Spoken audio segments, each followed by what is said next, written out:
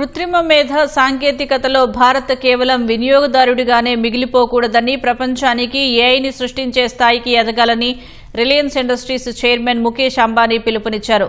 Reliance 49వ వార్షిక సర్వసభ్య సమావేశంలో వాటాదారులను ఉద్దేశించి ఆయన ప్రసంగించారు. ఈ సందర్భంగా జియో ఐపీఓకు సంబంధించిన డ్రాఫ్ట్ పేపర్లను తమ బోర్డు ఆమోదించినట్లు చెప్పారు. ఈ రోజే సెబీకి ఆ పేపర్లను సమర్పిస్తామని తెలిపారు. ఏఐ రంగంలో స్వయం సమృద్ధి సాధించడం జాతీయ లక్ష్యంగా మారాలని ముఖేష్ అంబానీ ఉద్ఘాటించారు. రిలయన్స్ ఇంటెలిజెన్స్ ఆధ్వర్యంలో గుజరాత్లోని జామ్నగర్లో అత్యాధునిక మౌలిక సదుపాయాలతో స్వదేశీ ఏఐ బ్యాక్ బోన్ ను తమ సంస్థ నిర్మిస్తుందని తెలిపారు. ఈ ఏఐ డేటా సెంటర్లకు కచ్ వేదికగా ఉత్పత్తి అయ్యే స్వచ్ఛమైన సౌర విద్యుత్ను వినియోగించనున్నట్లు చెప్పారు.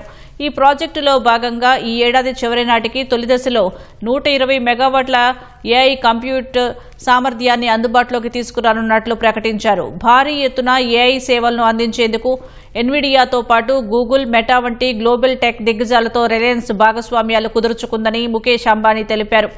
దేశ అవసరాలకు అనుగుణంగా 22 భారతీయ భాషల్లో సేవలందించే ఏఐ మోడల్స్ ను అభివృద్ధి చేయడంపై రిలయన్స్ దృష్టి సారించిందని వివరించారు. ఏఐను పౌరులకు మరింత చేరువ చేసేలా రిలయన్స్ జియో కాల్లో ఏఐ ఏజెంట్ సదుపాయాన్ని తీసుకువస్తుంది. ఇందుకోసం మై జియో యాప్ను ఏఐ ఏజెంట్గా మార్చబోతోంది.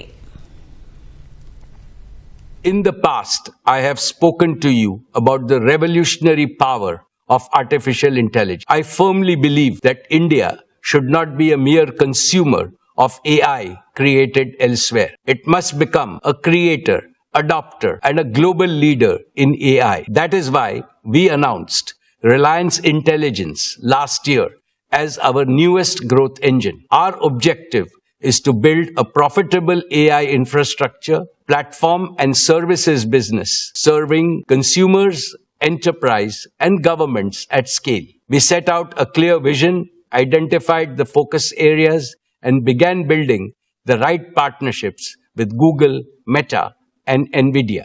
Now we are entering the next phase, execution.